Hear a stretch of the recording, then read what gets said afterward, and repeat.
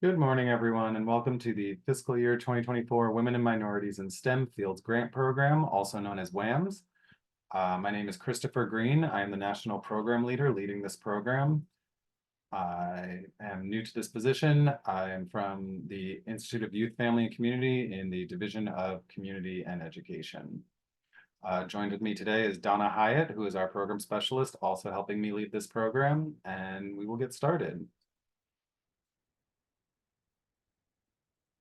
So to start off with the important information, the request for applications, our RFA, is available online through our programs. You can also Google WAMS NIFA and you'll be able to find it.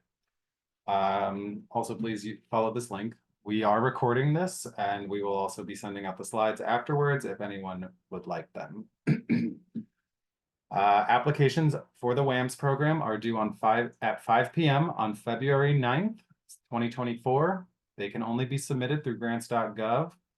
The total funding available for this program is approximately $1.8 million. The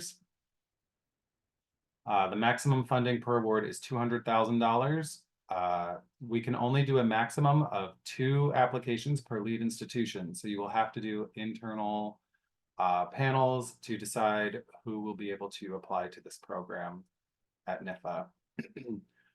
Following that, we will only be awarding 1 institution or 1 award per institution. So even if both applications rank very highly, there will only be 1 getting the award. The program code that you will be submitting to is WAMS for the program. So who are we here at NIFA, the National Institute of Food and Agriculture? We are the leading federal agency providing extramural funding for food and agricultural sciences. We were restructured through the Food Conservation and Energy Act of 2008.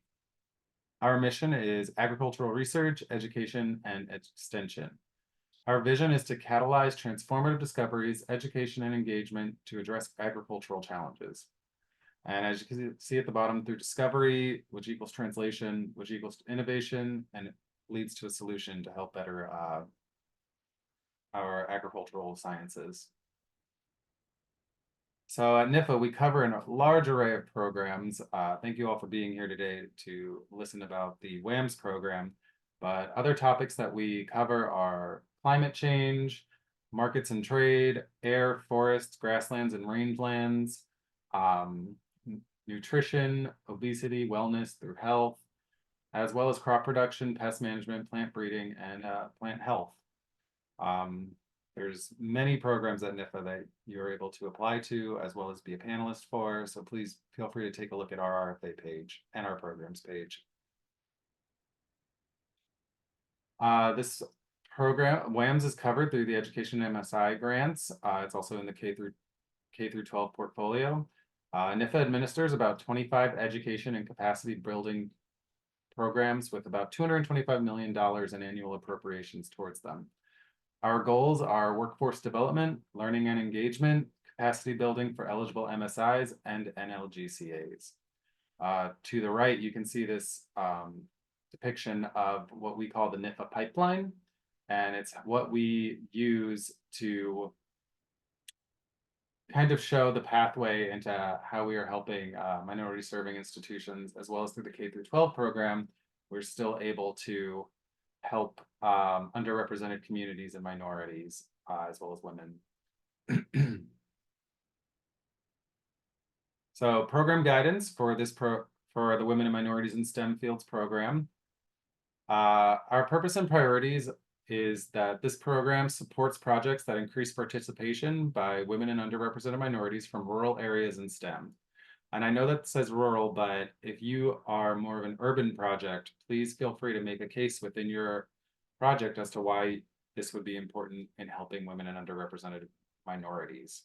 We also support the development of competent and qualified workforce in the food and agricultural sciences. Like I said before, our target participants are K through 14, so kindergarten through 12th grade, plus 2 years of post-secondary schooling. This can be through vocational, technical institutions, community, or junior colleges. 4-year undergraduate, graduate, and postdoctoral focuses are not supported by WAMS. This is an educational needs area. So our 3 educational needs areas covered by this program are student experiential learning. This is hands-on experiential learning inside or outside of the classroom that provides students with opportunities to solve complex problems in the context of real-world situations. This can emphasize, but are not limited to, introducing and expanding students' knowledge of STEM and other technologies. Our second educational needs area is student recruitment, retention, mentoring, and educational equity. This enhances educational equity for underrepresented students and strengthens student recruitment and retention programs. Thirdly is curriculum design, materials development, and library resources. This is to increase or update the quality of academic programs at K-14 institutions in the food and agricultural sciences, as well as encourages the inclusion of traditional ecological knowledge objectives. There are 3 project types associated with the WAMS program. The first is an integrated education and teaching program. An education activity or teaching activity is formal classroom instruction and other related matters such as faculty preparation. Our second type of project is an extension or an outreach project. Activities that deliver science-based knowledge and informal education programs to people, enabling them to make practical decisions. And thirdly is the combination of the 2 above, which includes at least 2 of the 3 functions above with the project. The functions should be interdependent and necessary for the success of the project, and no more than 2/3 of the project's budget may be focused on a single component. If you have more questions about integrated projects and have obtained these slides, please feel free to follow the link on our link for our integrated programs application information. So funding mechanism for the WAMS program is, this is a standard grant. The duration is 24 to 36 months with a request up to $200,000. This is the total for the 24 to 36 months. This is not per year. An applicant executes the project without the requirement of sharing grant funds with other project partners. Projects should support more than just one class or pay an instructor. The project should have a broad student impact to be competitive. We really encourage partnerships, as well as showing how impactful this project could be. Like I stated before, we are only accepting 2 applications per eligible institution or applicant, and no more than 1 award will be made per lead institution. Through this program, our eligibility is quite vast. People who are eligible to apply are state agricultural experiment stations, colleges or universities, including junior colleges offering associate degrees or higher, university research foundations, other research institutions or organizations, federal agencies, national laboratories, private organizations or corporations, any group consisting of 2 or more entities identified above. In regards to our cost sharing or matching, there is a matching requirement, but only required if the project is commodity specific and of national scope. To quote directly from the WAMS RFA, NIFA may waive the matching funds required for a grant if NIFA determines that the result of the project will of particular benefit to a specific agricultural commodity are likely to be applicable to agricultural commodities generally. Or 2, the project involves a minor commodity, the project deals with scientifically important research, and the grant recipient is unable to satisfy the matching funds requirement. Matching resources will not be factored into the review process as an evaluation criteria. This will be handled internally by our team once the panel has concluded. In regards to your budget for your WAMS application, an allowed cost are included but not limited to support participant stipends and travel, costs of continuing education units, providing personal salaries, software, and curricula. We have a list of not allowable expenses to be added to your budget. This is to plan, repair, renovate, rehabilitate, acquire, or construct a building, faculty, or space. You are not allowed to purchase or install fixed equipment in such a space. Endowment funding and promotional items and food functions are considered entertainment expenses and not allowed. Now, the difference between promotional items such as food and t-shirts is if it is a requirement of the project, such as lab coats or that they need to complete the project, that is an allowable expense. But say you're going somewhere and you want everyone to have the same t-shirt to match so it's easier to find people, that is an unallowable expense, just to clear things up. The indirect cost, IDC cannot exceed 30% of total federal funds awarded. How to apply to our WAMS program? Consult the RFA. Here's the link provided. Proposals must be submitted via grants.gov by Friday, February 9th, 2024 at 5 p.m. Eastern Standard Time. Within your application, these are the required documents. You need your SF424 R&R cover sheet, your SF424 R&R project performance site locations, R&R other information form. This is your project summary, project narrative. Resubmissions may include response to previous review and collaborative arrangements. You will have your R&R senior key personnel as well as their CVs, a data management plan, and the budget. In regards to your project narrative, we are asking for 10 single-spaced pages of written text, including all figures and tables no less than 12 points, Times New Roman, and the page margins no smaller than 1 inch.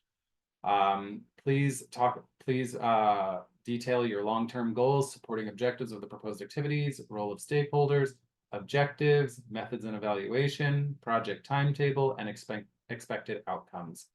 You are also allowed 1 extra page for your response to reviews if you are submitting a resubmission. And this will all be looked at by our program staff after 5 p.m. on the day of the deadline. Other documents required for all project types are a data management plan. Like I stated before, applicants are encouraged to review the following link for integrated programs application information. Applying for NIFA grants, please confirm that your organization is registered in our System for Award Management, SAM. Getting these credentials may take a few months, so please make sure that they exist within your institution. Follow the application instructions and submission requirements in the RFA and NIFA grants.gov application guide. To be considered for funding, all required forms must be submitted as part of a complete application package. Your application will not be considered if all required forms are not submitted together. Please work with whoever is submitting your application to make sure that everything is within the right format and everything that's being asked for through grants.gov. We will only be able to look at what's been sent to us and what is in the required format. We will not be reaching out for any extra forms until after panel when you hear the decision on your application. Lastly, if you would like more support, there was a technical assistance workshop in 2023, and using the following link, you would be able to see that webinar. So submitting your application, like I stated before, Friday, February 9th, 2024 at 5 p.m. submitted through grants.gov. To the right, you can see the image of where it says apply for grant and view RFA on our programs page. Get the documentation for the package, follow the links to download the instructions to make sure that your application is submitted properly. What happens at NIFA during our proposal evaluation process? So for the WAMS program, we have several evaluation criteria. Potential for advancing quality of education, significance of the problem. This deals with long-term goals, identification of problem and within our WAMS goals. The potential for adoption by others, advancing educational equity. Secondly, proposed approach and cooperative linkages. What is the plan of operation? The soundness of the approach. Is the quality of the education and the research of high quality? The evaluation, cooperation as a result of this project. Project relevance. Within our RFA, we have several goals within the WAMS program. So please make sure that you're within those program priorities and that your project is relevant.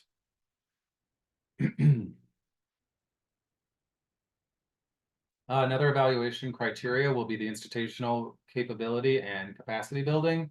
What is the commitment to the project? What is the percentages of time by the faculty being dedicated to this program? The institutional resources available, please highlight what equipment you already have, what classrooms you already have, and how those will be aiding in the success of your project. The key personnel, adequacy and qualifications of the staff carrying the project. Their CVs will be looked at, publications. Please make sure that you have everything up to date. And lastly, the budget and cost effectiveness. What is the necessity of this project? Is it reasonable in the adequacy of the budget request? Adequacy of the time commitment by personnel also. So how are proposals reviewed within our panel? Successful proposals excite their reviewers. And like I'd like to state again, they really excite their reviewers. We're looking for novelty, we're looking for sustainability and programs that are going to last a while. Are these projects easy to read and understand? Do they have a clear rationale and objectives that fit program priorities? Clear budget and goals? Do they address potential pitfalls, including shortcomings and alternative plans if your project isn't going the way you originally envisioned it? Reasons for lower ratings are project of little or no relevance to the mission or program priorities within WAMS, poorly written, unclear objectives or hypotheses, spelling errors and typos. There isn't an innovation or novelty to the new information that will be gained from committing to this project. And unfortunately, sometimes it just will rank highly, but it's not as exciting as other proposals, and we've run out of funds. I would also like to state that letters of support are also an incredibly important aspect to your proposal. Our timeline of competitive programs. So currently we're in the first 1 to 2 months where the RFA has been released and you all are working on your applications, hopefully. Once the due date on February 9th comes, then it will be under an internal peer review panel. You will hear about your funding notification 3 to 5 months from the due date. So we just ask that you please stay patient as we're working through this. And once that happens, the awards will be finalized, you will be notified, and our awards management division will take it from there. NIFA resources, which are available for you, are our NIFA events calendar. This will show you when RFAs are being released and when webinars are taking place at NIFA.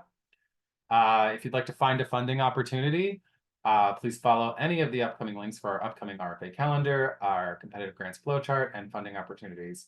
If you are having trouble with your application and need resources, please use any of the following below, and they will help you with getting your application submitted through grants.gov. If you are here and you are not submitting this year, we would love if you would apply to become a proposal peer reviewer. Panelists are selected based on their expertise, credentials, and NIFA panel needs. You'll be contacted if your expertise matches the program and the panel coming up. For more information, contact the program staff listed in the RFA for the program that you are interested in serving on if you see the RFAs come out and you're interested. To volunteer, please create a profile using the panelist recruitment link at PRS, which is our peer review system. And to the right is a screenshot of what our PRS system looks like once you follow that link. Lastly, this is our non-discrimination statement, which is mandatory to put up for every webinar, and it is very important. If you feel as though something has happened that has been discriminatory, please visit the link and you will be able to talk to an equal opportunity provider. If you have any questions after this session, please contact myself or Donna Hyatt at christopher.green@usda.gov. And thank you so much for attending today's panel or today's webinar.